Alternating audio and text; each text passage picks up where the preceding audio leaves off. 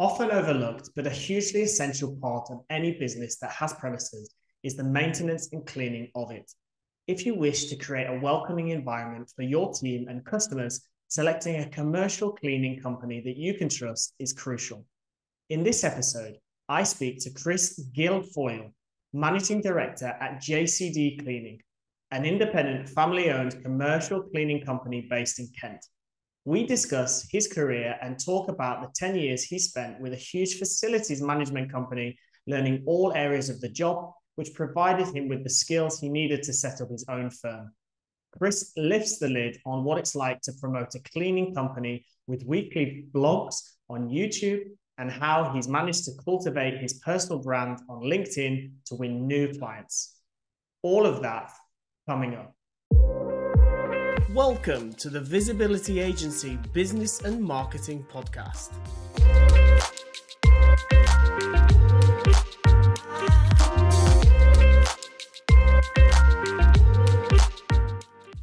Hello and welcome to the 6th episode of the Visibility Agency Business and Marketing Podcast.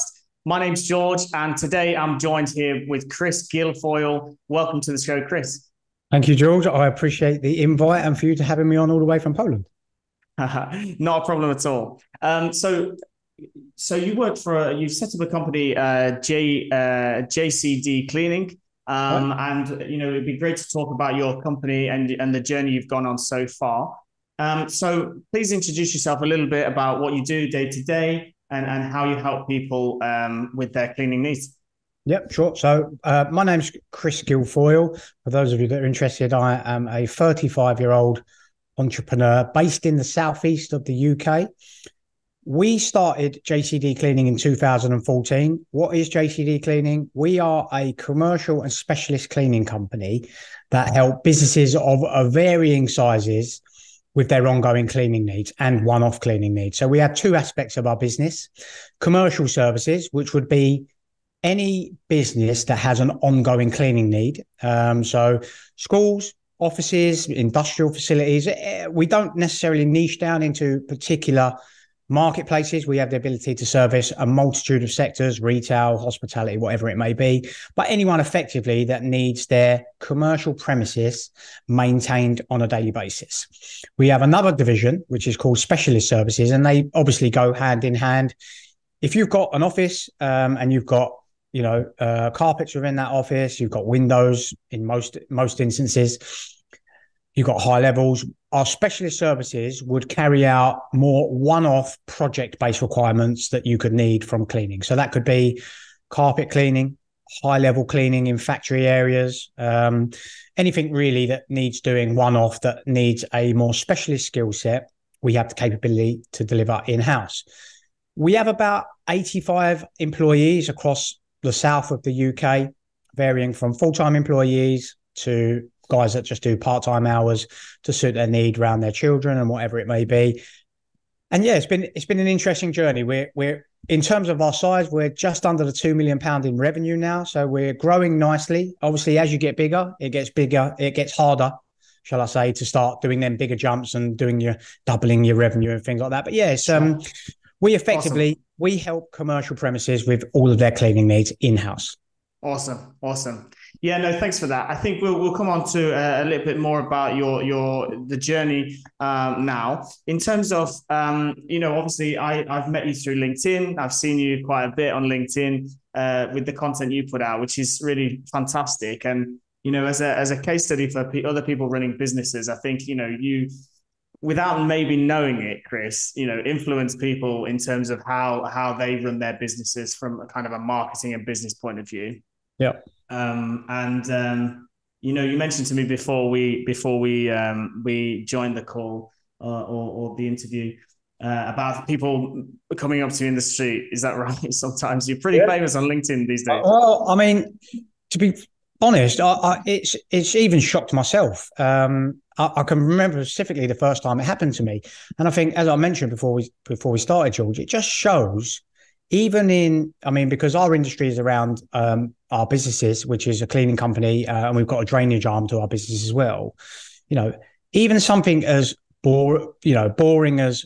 seen as boring as the cleaning industry, the amount of eyes that it can get on you is fantastic. And, you know, to have people come up on the, you know, street, or I've turned up to jobs before and they go, oh, I've seen you on LinkedIn, or people have mentioned it in the office. So it's nice to hear, and it's good, you know, that we've met that way as well, that the content is reaching people. And that's what it's about, right? You're about getting eyes onto you and your business. Absolutely. And you know, so you can help more and more people. So let's go back to the beginning then, and let's talk a little bit about how you kind of got into the industry and how you kind of got to where you are today. And that's, you know, a famous LinkedIner, basically. Yep. I think so. I was one of these people that probably had the academic capability at school, but chose not really to apply myself. I messed around with my friends at school rather than listening to teachers. Although, ironically, when I actually left school, I was quite into personal development, a lot of reading, and things like that. So I sort of wasted my school years. And I'll be honest with you, come out of school, I had a couple of odd jobs here and there, building site, you know, the usual stuff that young men my age do when they didn't really apply themselves at school.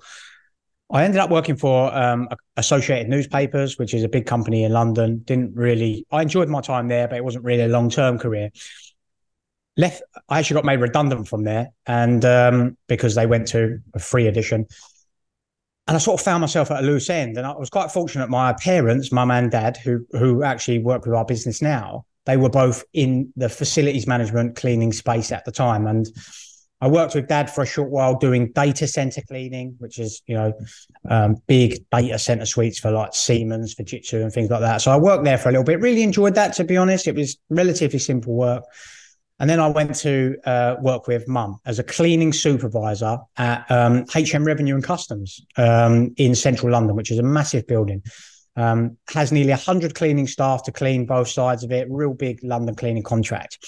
And just through developing the right relationships with the right people in that business on the client side, I progressed through this large facilities management company. I was there for 10 years. And I started as a cleaning supervisor. And when I left, I was the regional area manager, managing around £15 million worth of business in the city. What that 10 years gave me, I have effectively seen the facilities and cleaning business from the bottom up, which I think is a real good way to learn any market, any business, is actually be at the coalface and learn it through different stages. Mm-hmm. As I mentioned just a minute ago, I've always been into my personal development, and I actually sort of around 5-6 years into my, you know, my employment journey, I thought to myself, one day I'll have my own business. And at that particular time, it wasn't as fashionable to be an entrepreneur as it is now. I mean, you know, everybody's got entrepreneur in their LinkedIn bio and their Instagram profile. But I thought one day I'm going to start my own. And it was around 2013. I thought, you know what, I'm gonna give this a crack. And I sort of set up JCD. I was still employed at the time. I didn't sell my house and all my assets and put everything on the line and go all in as people tell you to do.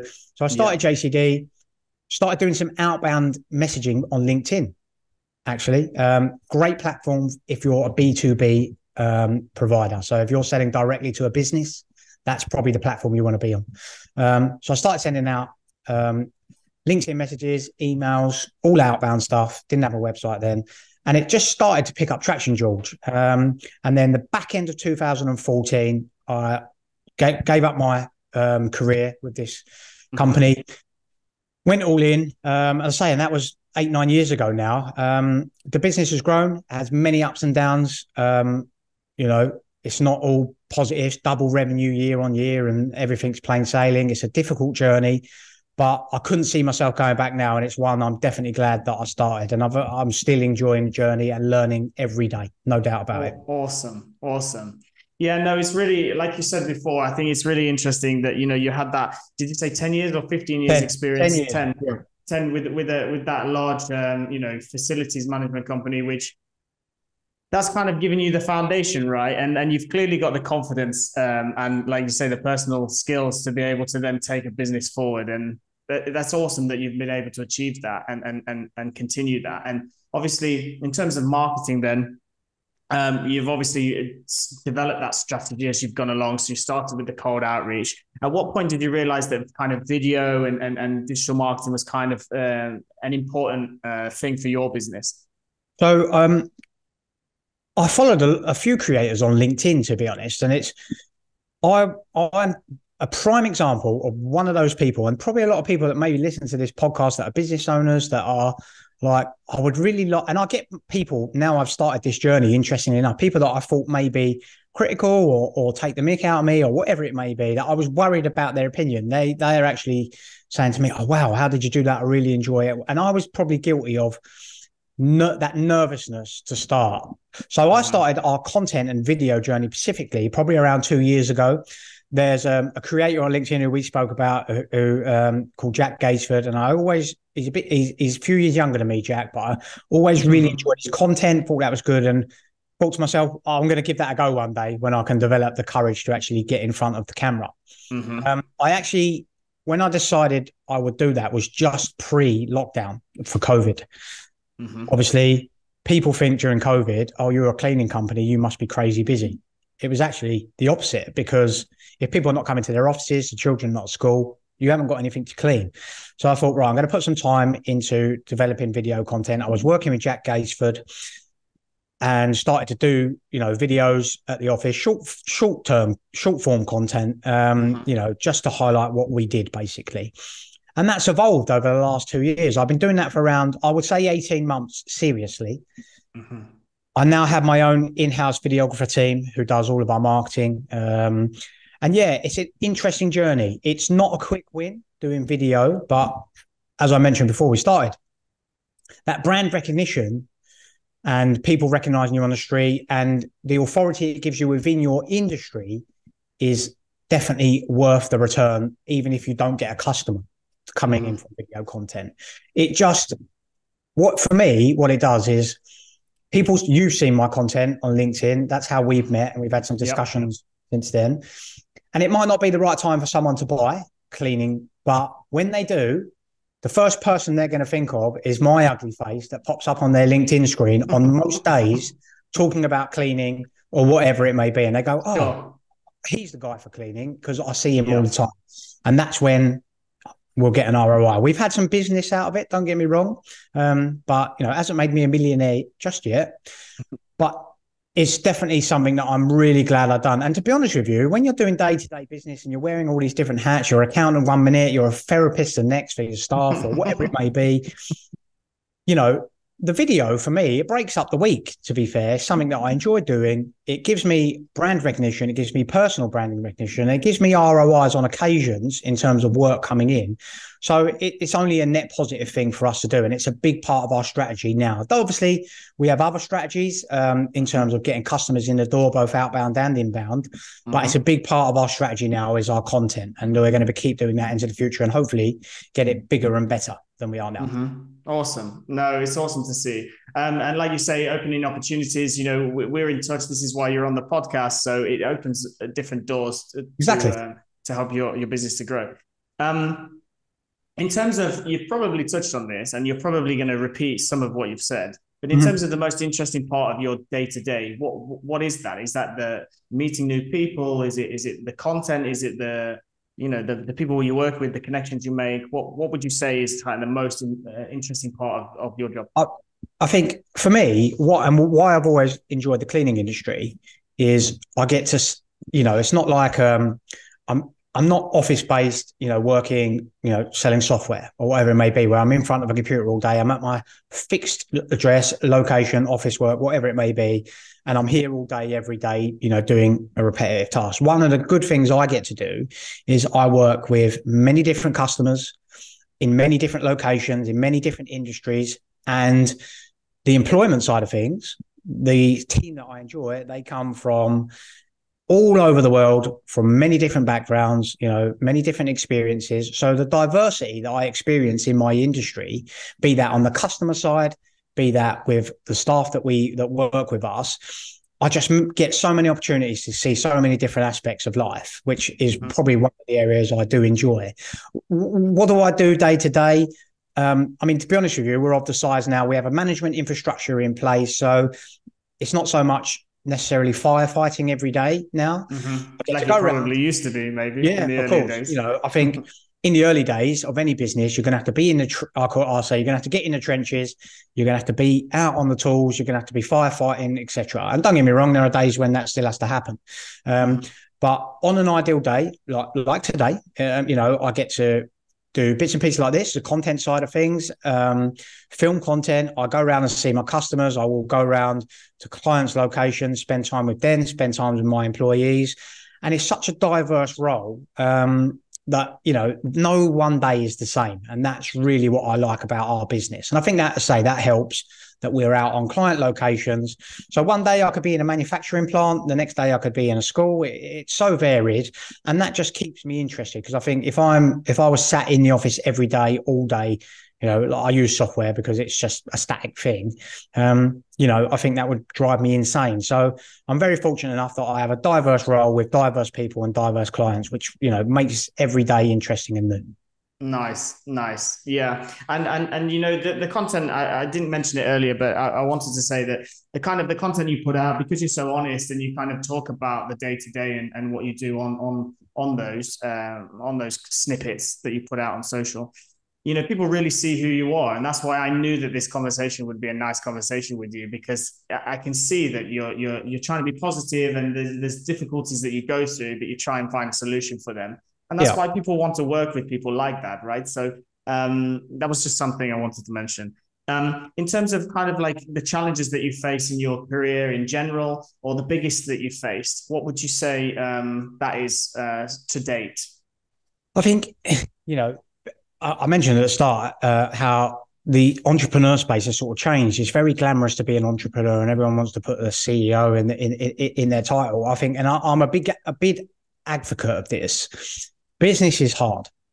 That's the reality of it. Anyone that's, started a business or has done well with a business will have gone through some adversity. And there are many different highs and lows. I think one of the, we're fortunate enough, we've never had issues generally with cash flow. When I speak to business owners, that usually reverts back to a point where they've been tight with cash flow. We're fortunate enough, we've never really had that issue. But there was one particular customer that I had an issue with, and this was a real worry for me. It caused me, endless sleepless nights. We used to do a lot of work in the construction field, which is a very, very hard industry to be in, very cutthroat. We were working with a very large customer who, if I told you who they were, they're, UK-wide names, so I won't mention them for litigious reasons. We were working on a big project in central London. They were having lots of extra work. Luckily, we were getting it on email. Come the end of that project, they owed us near six figures in additional works. And the budget holder, I remember being on a conference call, he said to me, I didn't authorize this. I'm not paying it. And I'd already bankrolled all the payroll. So that particular issue made me realize how important having good processes in place, not necessarily about cash. Make sure you've got good processes in place, good sign-off, good management team in place, so they're doing all the sign-offs and process. So that was a particular worry for a long time, because it took us around 3-4 months to actually get the client to pay the money. They did pay it in the end, but it's a stressful time. And it just highlighted to me how important it is to make sure you've got the right processes in place, people that follow those processes, and that you do keep an eye on your cash flow, because to be honest with you, that could have sunk most businesses. So that was a particular time that I think back to. And as I mentioned, entrepreneurship, business owners, it is hard, 9 times out of 10. Mm-hmm. So just having the capability, it's going to have many ups and downs. And I think as long as you're ready for that, and you understand that the way to do that is not to give up and to keep going and just put one foot in front. There's some days where I think to myself, right, I've just got to put one foot in front of the other, and then it will clear, and then tomorrow will be a new day. That's the best way, because as I say, there are going to be probably more downs than there are ups in the early days. So yeah, it's a tough industry. And I say that particular story was one that gave me plenty of sleepless nights, but you still get the odd bit that comes up now and then that gives you a bit of, gets your blood pressure raised, shall we say. Yeah, I mean, on that particular problem that you had to overcome, it's about, like you mentioned, about putting processes in place going forward.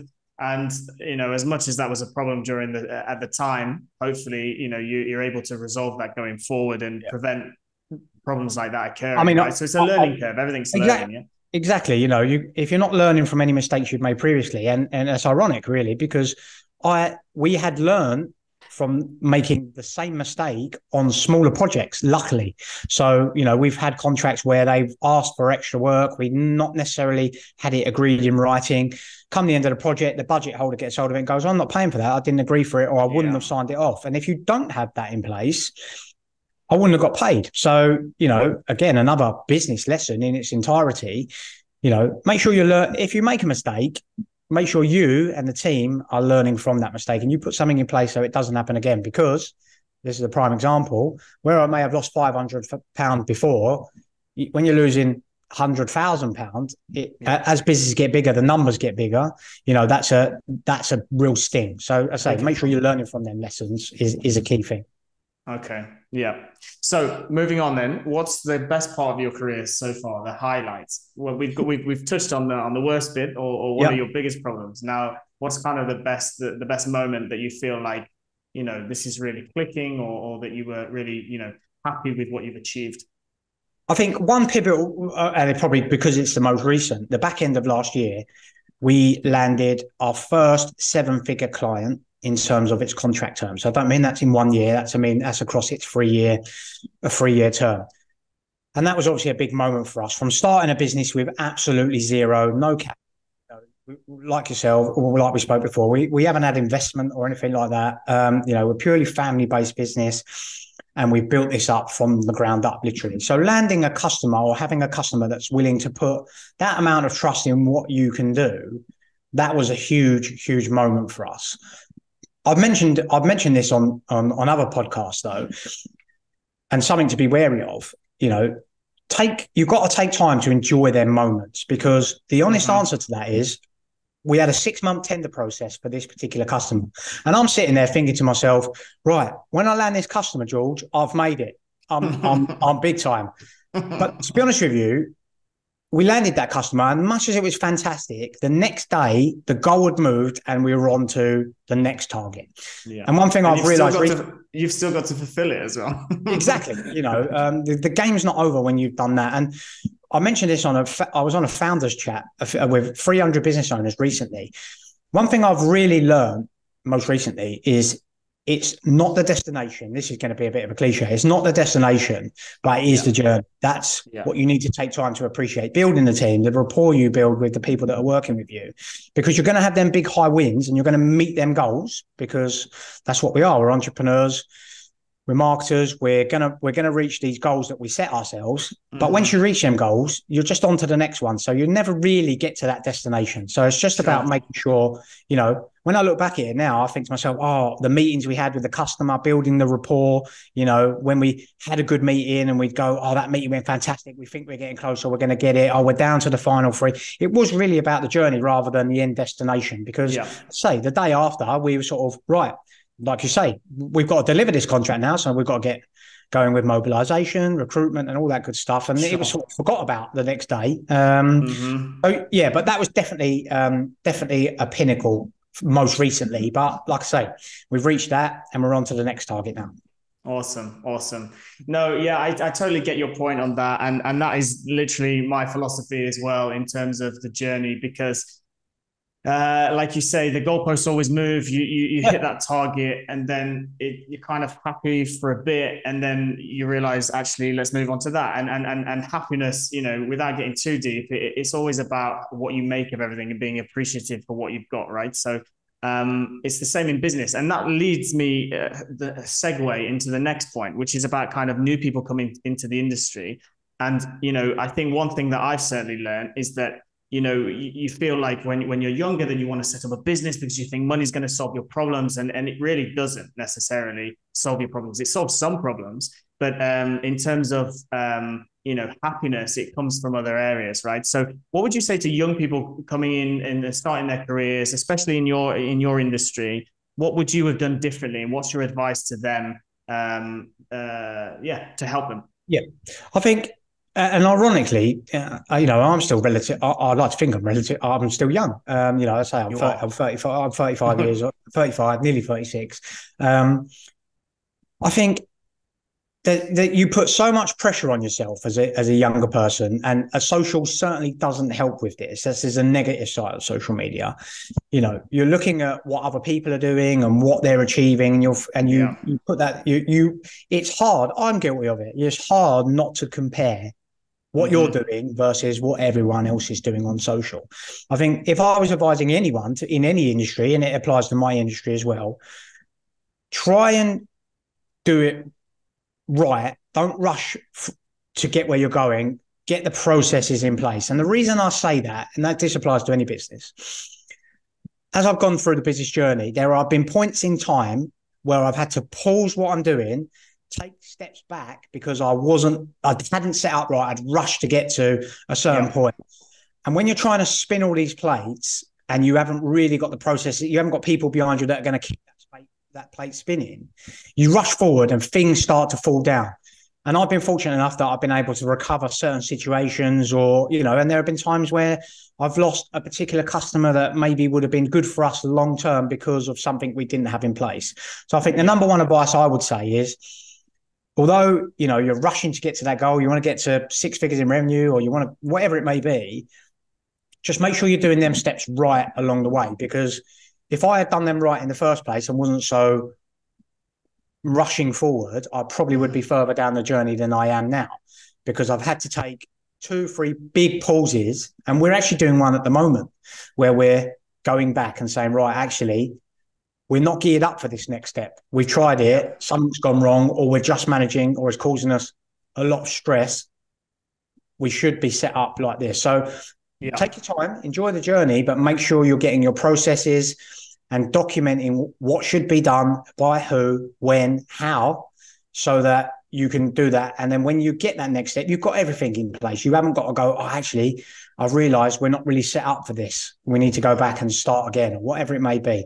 Because, you're constantly taking 2 steps back, 1 forward, you end up going backwards, obviously. So just make sure you've got the right places in place, the right processes in place. And although it's easy to do, try not to rush things.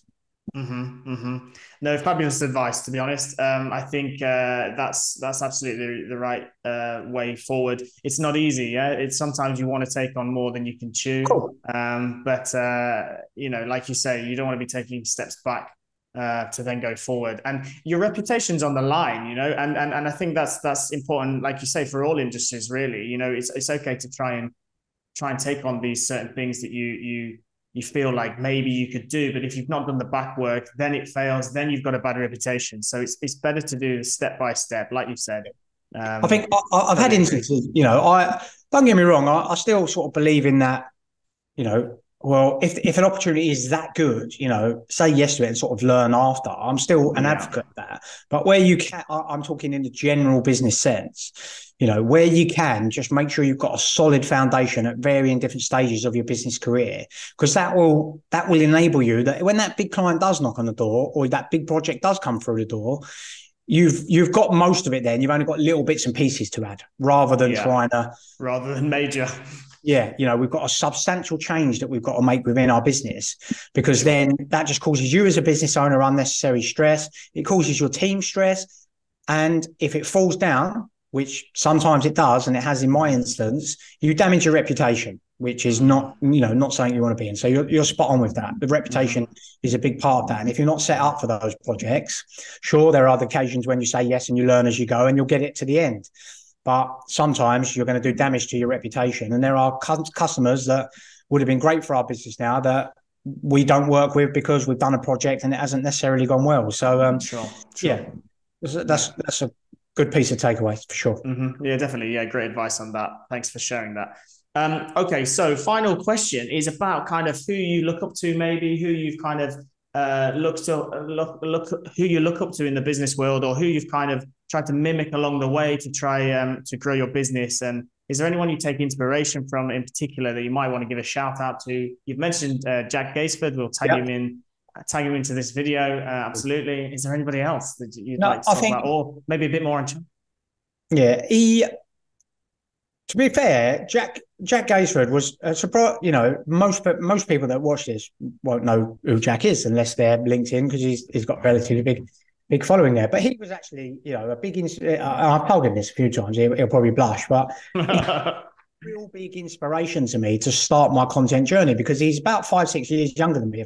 No, maybe more than that. No, he's probably nearly 10 years younger than me, Jack. And I remember watching him. He was obviously, just started his business, and just the reaction he got on LinkedIn, he was a big inspiration to start my content journey. As that's evolved, someone that I look up to and who I actually work with now, interestingly enough, is a guy called Daniel Luisi, who, for those of you that are on YouTube, if you search This Is Asheville, they've got a big YouTube channel on there. They do concrete and aggregate. That's what they do as a business. And, content creators are really it's interesting because I don't count myself as a content creator, but who do I look up to? It's generally content creators, not necessarily people within my industry. But one thing the content has done for me is I've managed to meet lots of business owners in my industry that are further along than me. So I met an MBE, Avin Ribeiro, who is the founder of housekeep.com. Also Dominic Panaya, who owns a big cleaning company within our space. And these guys are making real headway within my industry specifically. And I'm fortunate enough through content that I've been able to meet them and have a little bit of a relationship with these guys and sit and chat with them. So there's plenty of people. But in terms of my content journey, definitely Jack Gaisford in the early days. And people like Daniel Luisi now I look up to from a content perspective. Business, there are so many people within my industry that have done a lot better than me, and have achieved more than I will ever achieve in the industry, probably.